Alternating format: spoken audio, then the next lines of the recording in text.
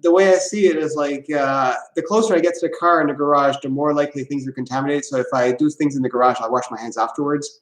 And the further I'm from the garage, the safer I feel that way. But then, of course, you know, if I take my iPad to the garage, it's like, okay, should I wipe that down afterwards? Let's see, other questions.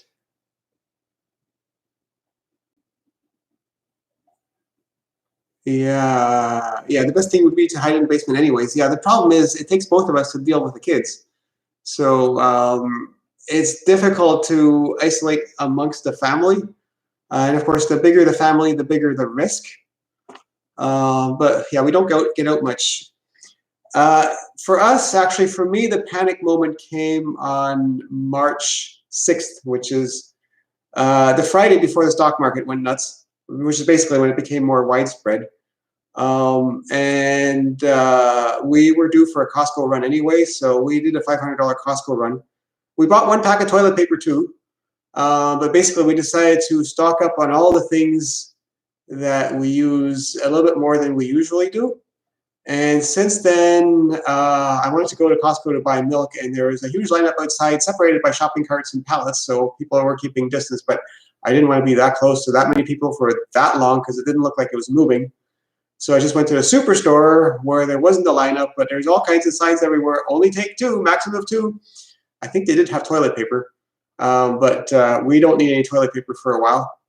So I just got milk, and then I decided to get a few other essentials to push that next Costco shopping trip out, hopefully until maybe Friday.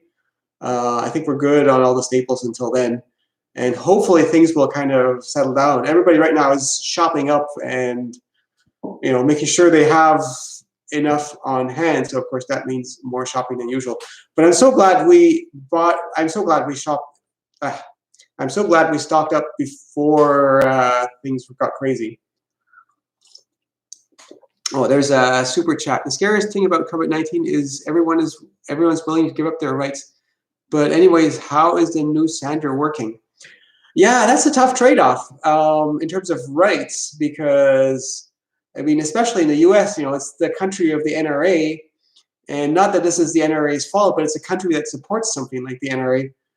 So the States is going to have the hardest time in terms of controlling this. I'm surprised that South Korea and China were able to contain it as well as they have using draconian measures.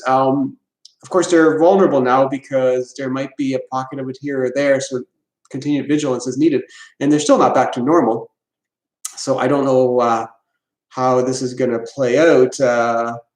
Stretching the curve or flattening the curve is like, yeah, it's going to stretch it out over the course of a year.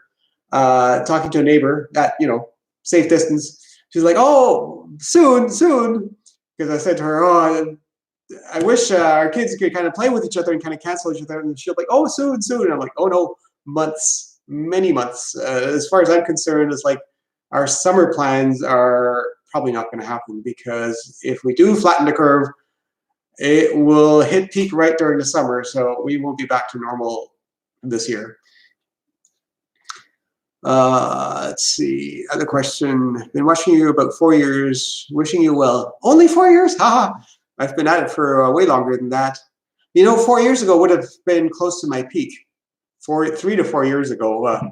I mean, there's so many people creating content now that it's just, and other people have more time for it than I do, and just throw more resource at it.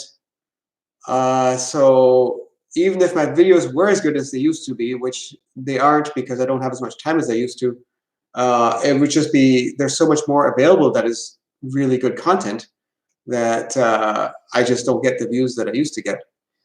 I still do fairly well. I do better than a lot of people that throw more effort at it than I do. So I'm thankful for that, but it's no surprise that my views are down. Besides all that discussion, I just wanted to say hello to you. I'm following your channel since a long time, and I love its content. Thank you. Yeah, that's by Charles Dahmer. I found you when you made that zigzag cake knife. Oh yeah, that was a good viral hit. Although ad revenue on that one was surprisingly low. So as much as it was a cool thing for getting lots of views and all that, it didn't do nearly as well as other videos in terms of creating ad revenue. Somehow, the ad revenue that you make on a video varies tremendously by topic. And right now, ad revenue, of course, is down. Sales of plans are actually up, I think, a little bit, maybe 20, 30% in the last 2 weeks. It's hard to tell because it jiggles up and down all the time. But yeah, so far, people trapped in their shops, at least is, has this positive there. My views aren't up though, as far as I can tell. What are your favorite content producers? Winter Gatan. I've been watching actually a lot of Scott Adams lately, and I'm impressed that he has lately he's always been pro-Trump, but he's on some of this until Trump came around to dealing with this. He's being a dumbass about this.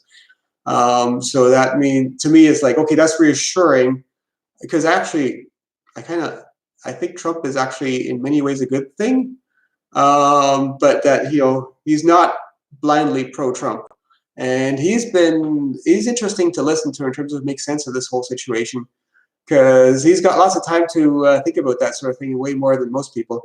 I do find myself reading an awful lot of news lately and trying to figure out where is this going, because it's going to take a long time, which is partially why I knew this was going to get big long before the media was panicking. Getting ready to try to build your bandsaw. Good job. How's my arm? Oh yeah, that hasn't actually been bothering me lately most of the time. So in terms of doing small projects around the shop, no problem. But every once in a while, especially at night, I'm like, damn it, why are my arms so sore? And I'm thinking, what did I do the last 2 days? And it's almost always, it's like, oh yeah, I used the snow shovel a bit. Just getting ice off the driveway and stuff like that. So shoveling seems to be the thing that aggravates it the most. So it's not cured, kind of thing, but it's to a point where it's not bothering me day to day, and I can even pick up Kurt from time to time without it causing problems. 3D print much? Do you bidet? Love your stuff. I have no need for small plastic things, so I don't 3D print much, and I've made fun of 3D printers from time to time because it's like people spend an inordinate amount of time 3D printing stuff. Now, if I needed certain plastic things, yeah, 3D printing is the way to go. But I always think of an easier way to solve it that would not require some intricate small plastic part. Do you bidet? Actually, we have a little sprayer thing on one of our toilets, and I use that. And you know what? I use 2 squares after that to to wipe my bum. It's great, and it's much cleaner than using toilet paper. You probably didn't want to hear that. Hi from Poland. Well, hi. Hi from Australia. Hi. No vaccine is needed. H&A Trump's tweet. Oh yes, yeah. I think that might be the solution, because the vaccine is probably going to be faster than 18 months because they can short circuit all this regulatory stuff. But I think that is the most promising thing. But now, let's suppose this is a resounding success. I mean, they've approved it, and they're going to start using it, and they're going to say, okay, it works. It works. Okay. And now we just need 4 billion doses of this if we expect 60% of the population to get it or something like that. It's like, so then it's going to be another month easily before things are sufficiently ramped up. I mean, the impressive thing is, really, the world only started panicking 2 weeks ago, and significant progress is being made. But I figure there is a few more weeks, best case scenario. But yeah, that drug combination, if it can just turn into something where it's like, okay, if you get sick, take these drugs and you'll get better soon, then people can say, it's like, okay, then use the strategy of just let it spread, and everybody will have, then the just a flu argument would actually make sense, because the 80% for whom it's just a flu will have just a nasty flu, and the other 20% will need the drug. And that would be a passable situation, and probably better than killing the economy, which is what we're doing right now, which is something I haven't really been thinking that much about, because it's killing the service economy, but I don't really use the service economy that much. So we don't go to restaurants much. I got a haircut not long ago, thankfully. But yeah, all the sectors of the economy that I don't use very much are very much affected. Okay, another super chat. COVID-19 should be called King Flu, Kung Flu. Ha ha ha ha ha. Well, I disagree with calling it the Wuhan virus and all that sort of stuff. I mean, we all know where it came from. We don't really need to rub that in. Matthias, you have lots of crazy dudes in here. Yes, unfortunately, I don't have time to read all of the comments. I'd like to. Sorry, what? I thought that was Rachel saying something. Hi from Denmark. Corona is more bad than we all think. I think so too. Actually, I've read some things that maybe it is as lethal as the 1918 flu. It's just not killing as many people because we have better understanding and better care. In 1918, they had no ventilators or anything like that. Really, there's nothing they could do for people other than giving them rest and all that and feeding them. About demonetization and YouTuber condition, do you know of York's Brave Slingshot channel and his initiative to talk directly to YouTube?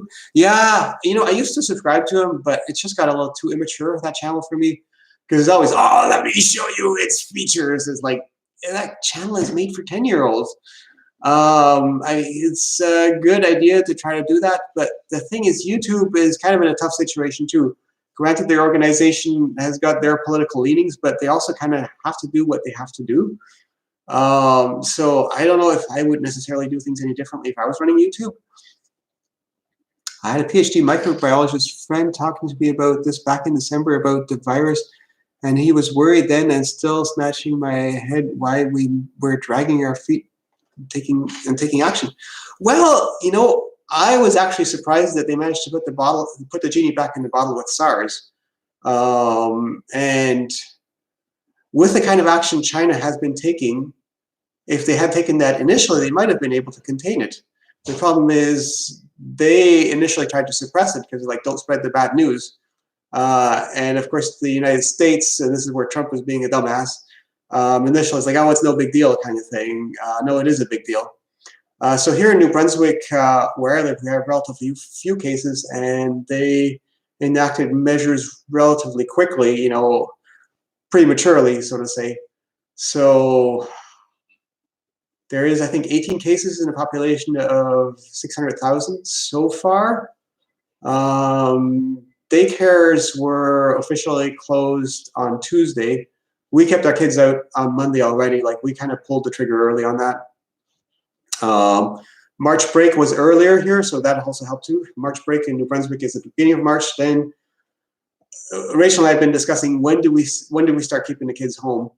And I said, it's like, you know what? It's like, if we keep the kids home this week, the week after March break, we'll want to send them back the week after. So let's take this 1 week, because March break was rough too, because the Harriet goes to a place that closes for March break, and so we kept both of them home because that's actually easier because they play with each other. So we sent them back for the week after that, and then daycares were still open on Monday of this week, and we kept them home, and thankfully, because like that's 3 days worth of potential germ mixing that we avoided.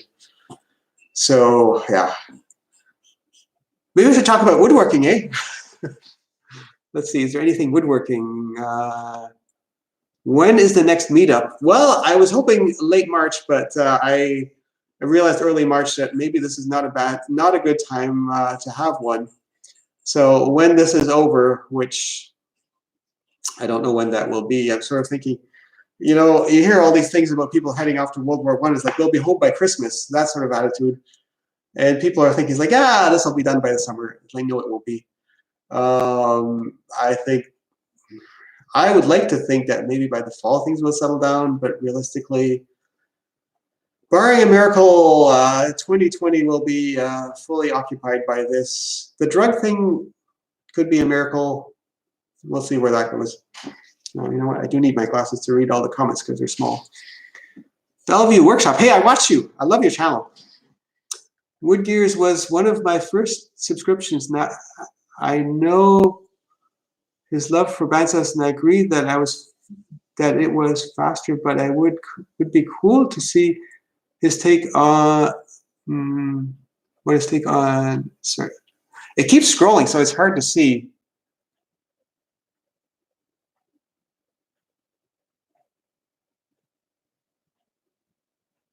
Oh yeah, so bandsaw being faster than the CNC. Yeah, like the CNC. you see people making videos relating to CNC, and you can film the CNC milling, but that gets old pretty quick. And what else is there? Okay, you load the plywood on there, and you design the thing on the computer and let it cut. So there's just no good content there.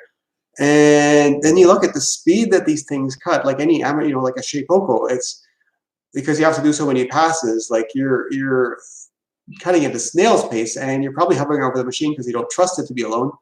And it's loud, so bandsaw has a much more pleasant experience. I think Avid CNC has been providing a lot of people with CNC. I think they may have been in contact with me at some point too, and I declined. Luckily, because we moved twice since, and that would have been a pain in the butt. And then you have to use plywood. You have to use good quality plywood, like Baltic birch, which is hard to get here. And to make boring videos, it takes longer because you have to do all the preparations, and then you're probably hovering over the machine, and then it's loud. And even if it was in the basement, it would be kind of annoying to the rest of the house. So it's just CNC takes more time. Granted, if you make a lot of the same things, then it's good. Or if I was making dozens of gears, that's where CNC really would win. But I just can't be bothered with CNC. It takes more time than doing it by hand. A lot of scenes aren't necessarily that accurate, and I only make one off, so it just makes no sense to use CNC. Greetings from Scotland. Hope you and your family is keeping well. Your pragmatism is always refreshing in a sea of hysteria and whataboutery. Well, there's a lot of people that are very making sense of things. You just have to find them. Yeah, there is a lot of hysteria. Don't watch CNN. What brush should I use for an oil-based poly? Oh yeah, there is different brushes. There's brushes for water-based and brushes for oil-based. I think it'll say on the brush what it's meant for. I can't say offhand which is for which. You know, I don't necessarily pay attention to that, so I may be using the wrong brushes for things too. Matthias, start a survival woodworking video series. yeah, that would be all hand tool woodworking. How are the mice? The mouse hasn't shown up in a long time. I've kept the camera on, but I thought last time that maybe the mouse died on me or something like that, or I wasn't feeding enough, but maybe it just hibernate late. But yeah, the mouse has shown up, I think 2 weeks ago. It showed up briefly, and not at all since then. But that mouse video was so much work, and it was such a disappointment in terms of number of views that certainly I won't be doing a mouse video like that again, because I cannot justify the time given how poorly that video did. Like, it has to go viral to justify that kind of time. And maybe that has passed. In the past, marble machine videos, like I'm talking 10 years ago, did consistently well. Now that genre of video is just gone. So maybe the time of mouse videos has passed too. Do you have a to make list when all this is over? Oh, I have a to make list already. I just don't have time for it. And what I make changes. A lot of times I have my list of things to do, but then I'll think of something spontaneously and I'll do that without even looking at the list. Yeah, sometimes people ask me, what are you going to do next? It's like, I don't know. Meet and greet in Vermont after COVID-19. Yeah, going to Vermont would be difficult, just because then I'm away from the family for so long. We'll have a baby by then, and so I'm needed around here. Like, travel is just generally, yeah, I try to avoid, like, so my life hasn't changed that much. We haven't really been traveling very much. So the biggest impact is that daycare's closed. So we have the kids around, so that makes it very hard to be productive. What are your thoughts about handheld seeing, the shaper origin in particular? Well, that one, you definitely have to hover over it. So it's kind of a neat idea. And I listened to them making a podcast, and I think David Picciuto mentioned that he got one, and he hasn't used it yet. Like, he's had it for months, because it's a really cool idea. And if you need to cut letters on a big sheet of plywood, that's the thing to use.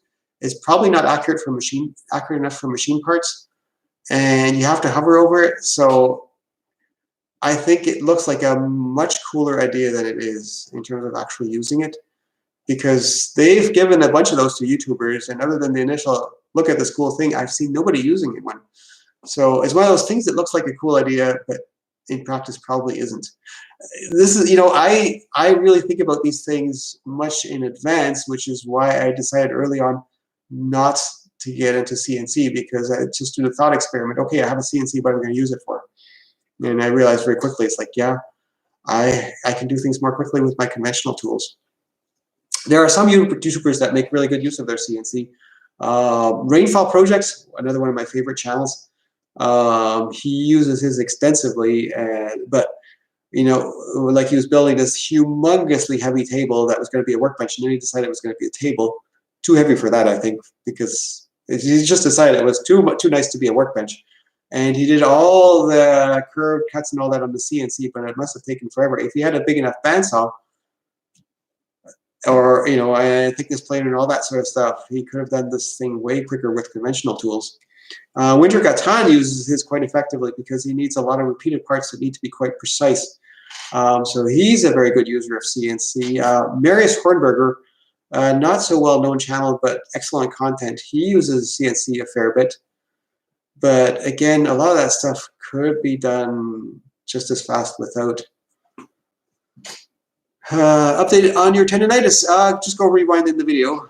How do you feel a Python 2 to 3 transition? I'm mostly using Python 3 nowadays.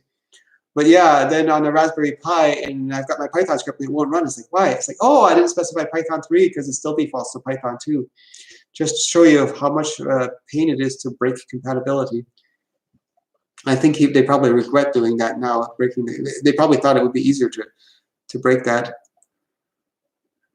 My CNC primarily is used for cutting precision holes in panels for, oh, I can't see the right, for COT. I don't know what that means.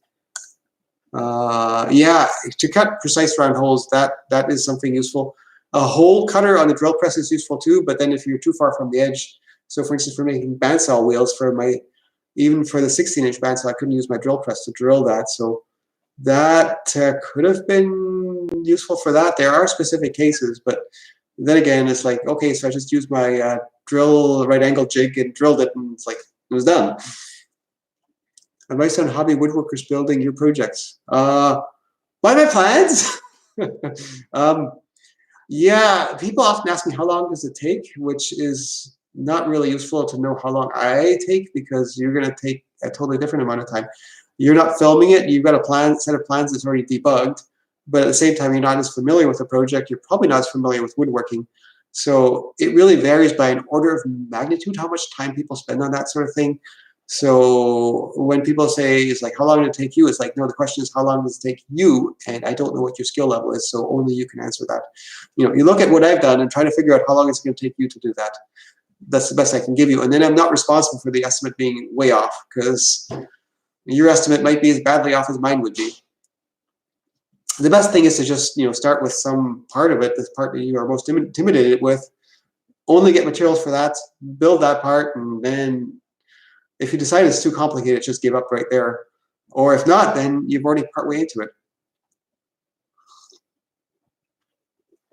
Hi, Matthias. I'm in my workshop right now, stripping my 14-inch bandsaw. Yeah, 14-inch bandsaws are all right. Like, they're the minimum viable bandsaw as far as I'm concerned. Like, 9-inch bandsaws, terrible. Any sort of benchtop bandsaws. 12-inch bandsaws, I think, might be okay, but those went out of fashion a long time ago. I think everybody sort of switched to 14-inch bandsaws for that style. But personally, I actually did a crazy thing. I ordered materials that I need to build an even bigger bandsaw, which I have no idea when I'm going to be able to build that. But I'm like, I just want those materials just in case. So I ordered the shaft and bearings, and I got an email that it was shipped, so that will get here. And I bought some plywood. I had that delivered, so I didn't have to go in the store. Hardware stores are still open, thankfully. I haven't bought the inner tubes yet because I can run it without inner tube for starters.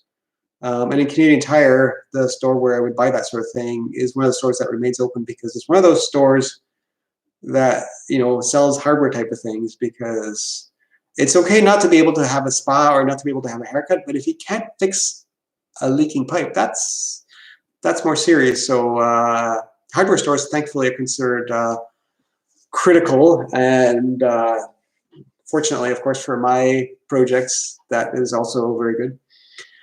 Let's see, after two to three projects, your estimates could be useful, though. It takes you 10 hours. It took one of us 20. We can probably get an idea of the third or fourth projects. True enough, but if you build 2 or 3 projects, you probably can estimate that by yourself already.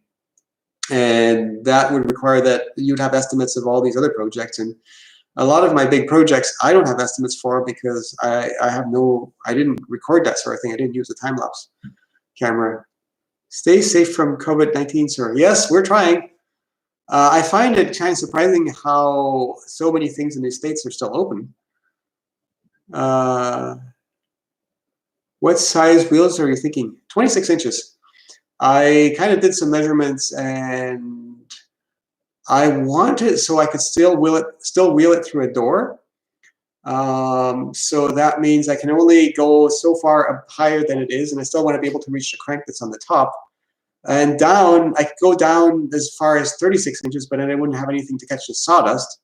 That's why these big old cast iron bandsaws, like the biggest, are 36 inches, because after that, you just run out of room. You don't want to make the table any higher, and the lower wheel's already hitting the floor, so that's as big as you can go to have reasonable working height. So I figure 26 is about as big as I want to go, because I don't want to get it tall enough that I can't wheel it through a door, and a lot of people would be using these in basements. So I want it to be something that other people can build too. 36 inches, just too unwieldy. Oh, there's another super chance. Translate your vids to German, open a whole new market. It would, but it's a relatively small market. A lot of Germans are already quite fluent in English, and it would take time that I just don't have. If I did translate the videos to German, it's like that would mean there's so many fewer videos that I would publish because so much time would be taken up by that. The States are stupid and American. Yeah, there's many things that are stupid about the States, I agree. There's both sides that are being stupid. It's the whole polarization. And, as much as it's a problem, this COVID-19 may, in fact, help to defuse this sort of situation. I was just reading an article about how everybody kind of united when the States got attacked after Pearl Harbor, and that's basically, it's like we're in, and opposition, basically everybody's like, we have to work together. And this is one of those things, and you're seeing this already, where they're proving things much more quickly. Everybody's like, we can help. What can we do? So there's a few good things about this situation. Other things are, travel has become uncool. I think there's just too much travel all over the world. Oil prices are way down. That's not necessarily a good thing, but its oil consumption is way down, way more than any other sort of thing that people would have proposed. People are getting back into home cooking, forced to it, which I think is a good thing. Like business travel is just, when I still used to work at RIM or BlackBerry, it's like the things people travel fly across the ocean for like a couple of meetings and then fly back. And I'm like, really? You can't do this with video chat? And now people are doing it with video chat. I'm sure a lot of people will decide that they don't like it because it's not as good as face-to-face, but everybody's forced to give it a try, and the technology's come a long ways since I was in the 9-to-5 world. So, I mean, my internet is 10 times faster than it was back then. So the video quality for this is way better than it was when I did my first live stream, because my bandwidth is better. So I think I'm hoping this will cut down on travel a lot. Yeah, and I'm sort of thinking, it's like, oh yeah, that 737 MAX is like, maybe they'll eventually approve it and get it flying, and everybody like, who cares? I feel bad for Boeing. I wouldn't want to be a Boeing stockholder. Sometimes you complain about cutting capacity on your bandsaw to the left side, even though about three-wheel. What about a three-wheel bandsaw? A three-wheel bandsaw, most three-wheel bandsaws, people just make them with wheels that are too small. So because they make them to be a benchtop bandsaw. I think the only three-wheel bandsaw that would be any good would be the one from I think the Swiss company Incra. They stopped making them since then. That I think has 10-inch wheels, which means you could put a decent blade on it and not have it break all the time. If I was building a three-wheeler, I would probably want to put at least 12-inch wheels on it, and that would make the whole thing rather unwieldy. And then it's like, okay, if I needed to build a bandsaw that had, like, say, a meter to the left of the blade, then I would really think about 3 wheels, because it would get a bit unwieldy with wheels that big, because I'd want to use bigger wheels. But if you're going to use wheels, say, 12 inches or 30 centimeters, if you're going to make the cutting width, say, 24 inches or 60 centimeters, that's not going to be significantly smaller than just having wheels that size. And then you've got 3 wheels that need to be aligned precisely, so that's another challenge. And the tracking adjustment is more of a challenge. And now you've got the top and bottom wheel, and you got the blade, because the blade kind of goes around like this, and it goes way off to the side. So now the tension that is applied to the top wheel is diagonal, which means your top wheel mount now has to hold that sideways tension too, and the tracking really should be diagonal too. So now you have to have the wheel mount at an angle at the top, so that makes it very complicated. The wheel mount on the bottom, again, becomes more complicated, because on my bandsaw designs, because I know the tension is exactly vertical, I don't have to worry about side-to-side forces. But now all the wheels are a little bit complicated that way. So, and then you could put the third wheel, you could put that directly horizontally off to the side. But if it's a 12-inch wheel, now you've got 12 inches of extra space that this bandsaw needs horizontally, whereas the vertical space is relatively for free, in that you're not going to put anything above the bandsaw. So having the bandsaw taller, unless you can't get it through a door, isn't going to be a problem. And on the bottom, well, you can put drawers underneath it. So yeah, a 3-wheel bandsaw just doesn't make enough sense. That's why companies don't build them anymore. They seemed like a good idea on paper, mousetrap. It might be a video that could do well. Would a DC motor from a treadmill make a good bandsaw motor? Probably not, because it's a DC motor. It's got sparks, which I don't really like that much. They may not be. They may be rated for so many horsepower, but that could be like vacuum cleaner horsepower ratings, so not real ratings. The variable speed thing isn't really necessary unless you want to cut metal, and only if you want to cut brass or aluminum. Which then again, you can kind of cut at regular speeds already. If you want to cut steel, the bandsaw needs to be about 50 times slower than it needs to be for wood. And so the problem is a motor that runs fast enough to cut wood then runs so slow that you're going to run into problems, because now you're operating at high torque, low RPM, which means you don't get a lot of airflow in the motor because it's not spinning the fan fast enough, but it's generating a lot of heat because it's running at high torque, which means that motor is going to overheat on you. So it's just not, yeah, treadmill motors, people keep talking about that, but then you got the complicated controller and all that. So an induction motor just makes way more sense, and I still have enough induction motors. I haven't acquired any induction motors in the last 2 years, but regrettably, I left behind 2 of my bigger induction motors, because I figured, I wasn't feeling that optimistic about things now. And they're heavy, so they cost more to move. If I could go back, I would say it's like, bring that motor. But they're also 240-volt motors, which makes it more complicated. Hi, have you ever had someone who bought one of your plans and injured themselves and turned back to you? I've had YouTube comments to that effect. I think it was just people being, dickheads. No, I haven't. I have never heard that. And it seems to be a relatively safe thing to do, because magazines publish plans too. There is an interesting thing, for instance, for a kit plane, you cannot get insurance. Like if you build your own airplane, because the assumption is like if you build it, it's like it's your business. So basically, yeah, you build it, it's your business. You build it your way. You injure yourself, well, your safety is your concern. Okay, another super chat. I will answer all the super chats. I know I'm ignoring like 90% of them. There's just too many of them, and I'm sorry, everybody. Lego. Hey, no spamming there. Will your 26-inch bandsaw have a horizontal configuration milling like you've done in the past? No. This one's going to be all about the elbow room. And I want to actually make the wheels really light so it starts really quickly. So my thinking is I'll use it with a 1/4-inch blade. So basically, I've got like some beastly sawmill blades for my 20-inch bandsaw, which are actually meant for like a Wood-Mizer type sawmill. And the Wood-Mizer type sawmill has, I think, 46 centimeter wheels.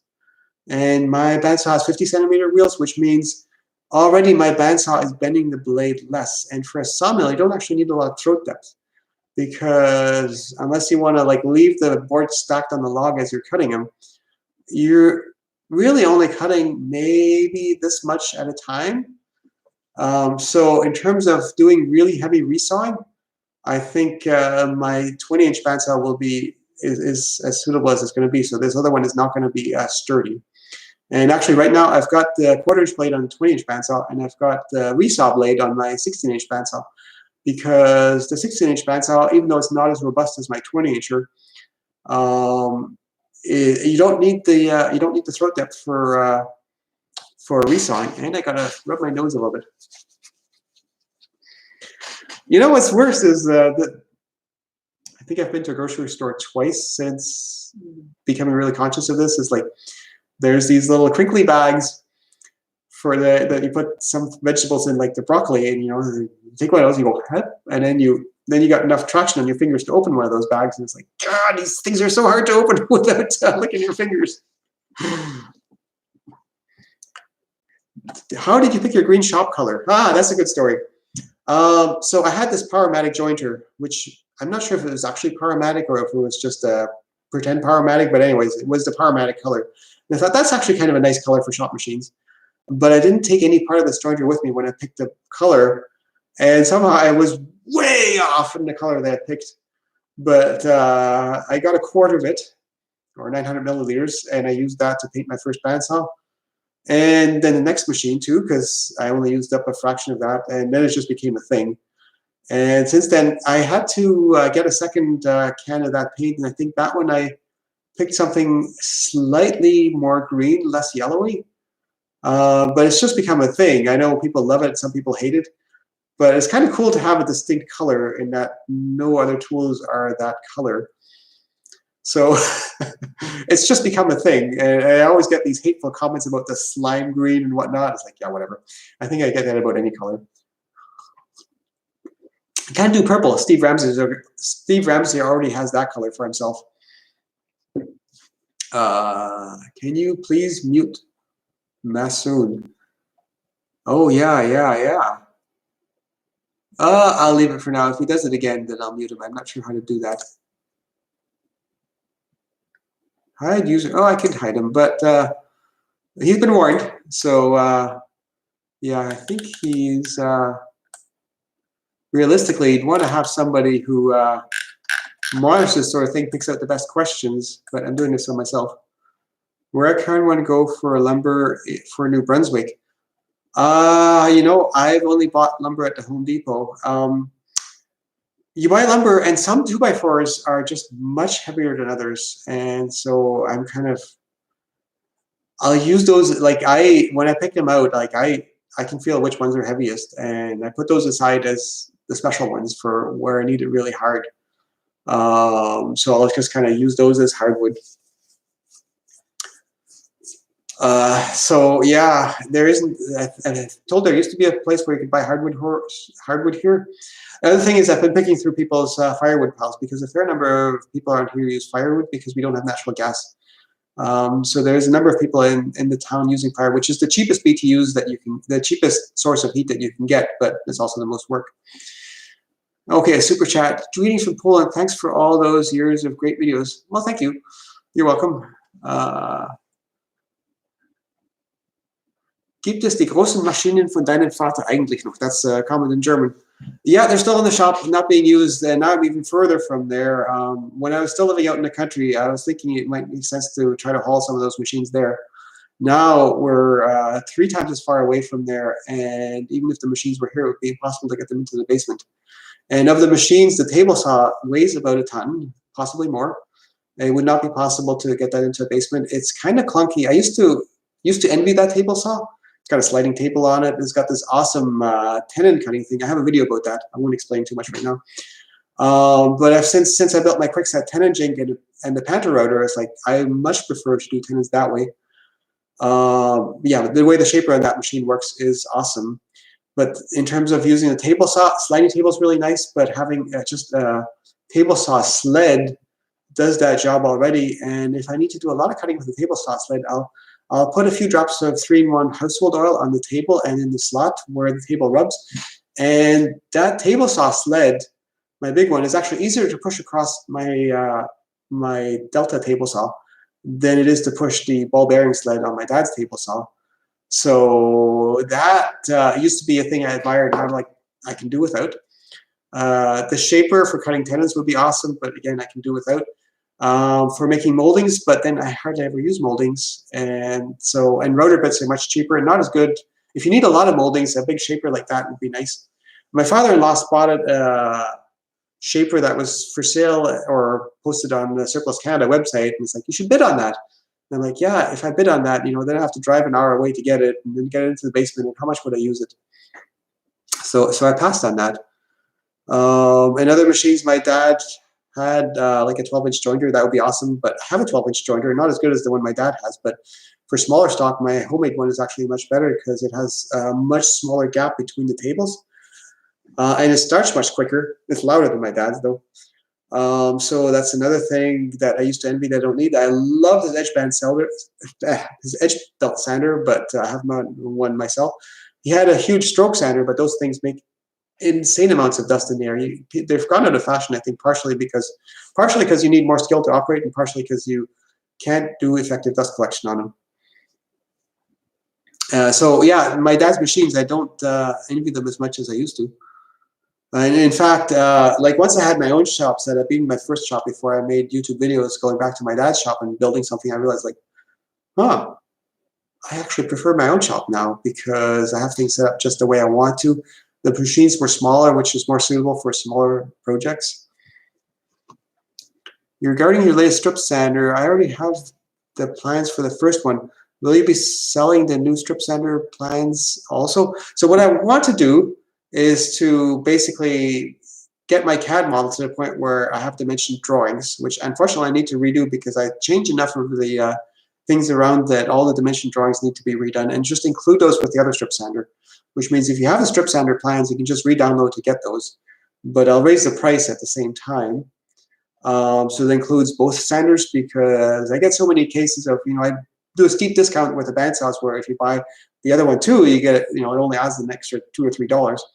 And then I still get the occasional email, oh, I bought the wrong one. Oh, can you send me the other one for the extra $3? It's like, well, then I have to do it manually, and that's just, ugh. So I figure I'll just have it. You can only buy both of them, so you don't have to think about which one you're going to build.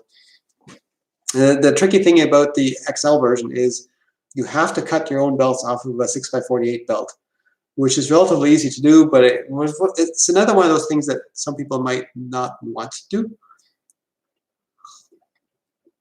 But what I found is when a belt is too dull to use on my 6x48-inch belt sander, I actually let the belts get way duller on my strip sander. So basically, a belt that's no longer any good for the 6x48, I can just cut that into 1.5x48 and use it on the strip sander. And the reason I let the belts get more dull on the strip sander is because I'm sanding on such a small concentrated area, so it doesn't need to be as sharp. It's a bit like with a bandsaw. If I'm resawing and the blade gets too dull for resawing, which it will get actually spontaneously, like in the middle of a cut, it's like too dull, and you actually have to back it out and sharpen. But even if the blade is too dull for that, say I'm resawing 6 inches or 15 centimeters, and the blade gets too dull for that. If I then just switch to material that is 2/3 as thick, I can keep going because the sharpness matters for how big an area you're cutting at once. And then if you're just cutting, plywood, you can let the blades get really dull and they still work for that. So yeah, this is, I haven't switched it over to, I want to put the new strip sander where I had the old one, and I'll put the old strip sander a little bit more out of sight. I still have one extra dust collector for that.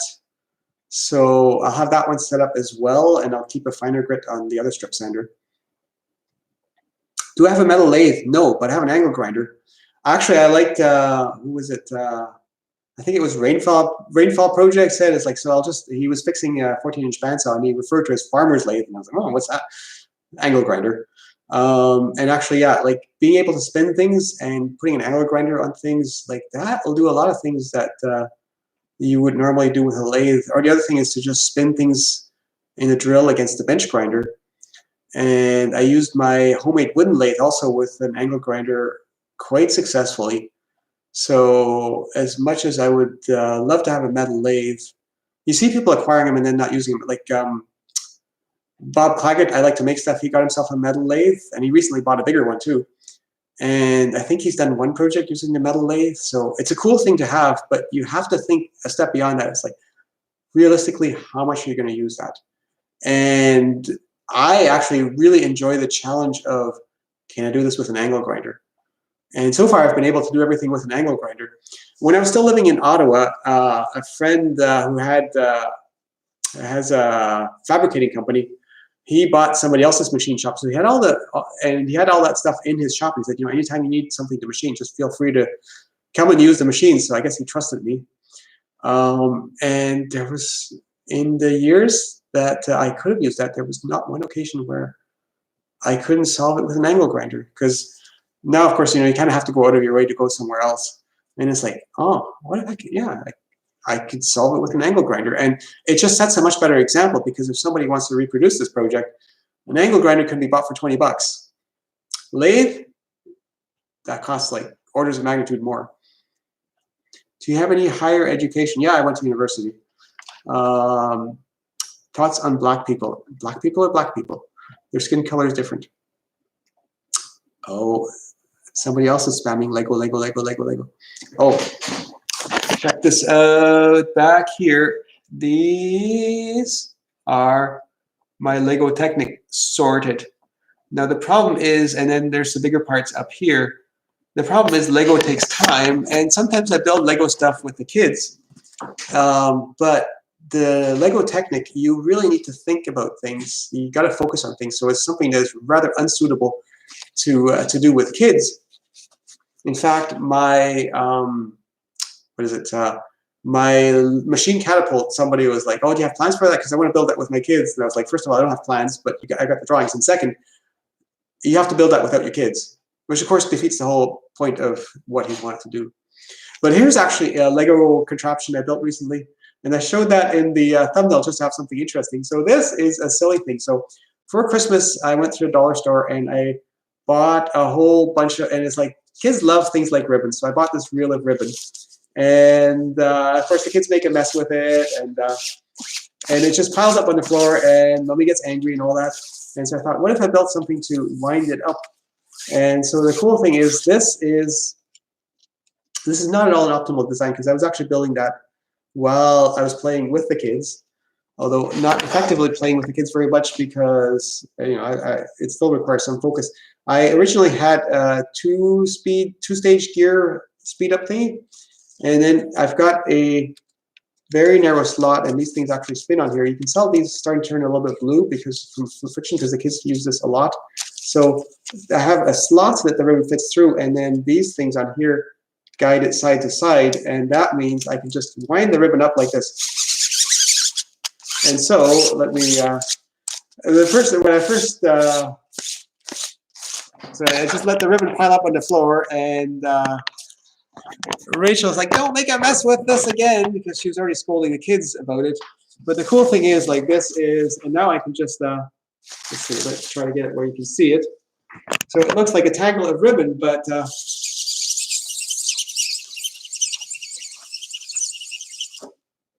it just winds it up, because this guide actually works surprisingly well in terms of avoiding twists in the ribbon and whatnot. Although I can tell I think there's a twist that got wound up there.